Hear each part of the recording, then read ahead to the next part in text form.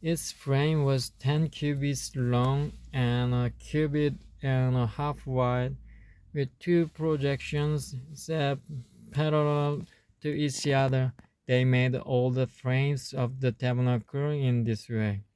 They made 20 frames for the south side of the tabernacle and made 40 silver bases to go under them, two bases for each frame, one under each projection.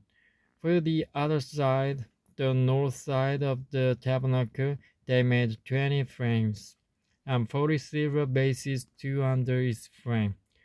They made 6 frames for the far end, that is the west end of the tabernacle, and 2 frames were made for the corners of the tabernacle at the far end.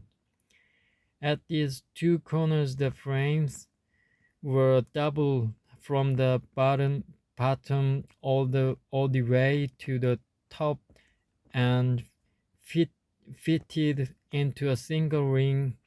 Both were made alike.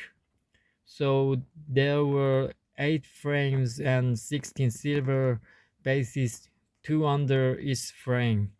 They also made crossbars of acacia wood, 5 for the frames on one side of the tabernacle, 5 for those on the other side, and 5 for the frames on the west at the far end of the tabernacle.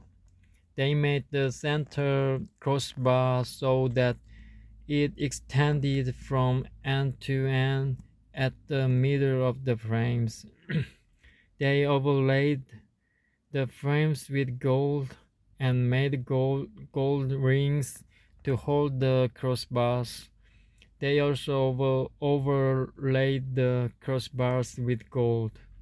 They made the curtain of blue, purple, and scarlet yarn and finely twisted linen, where the cherubim walked into it by a skilled craftsman.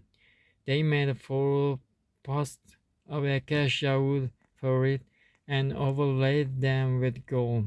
They made gold hooks for them and cast their 4 silver bases.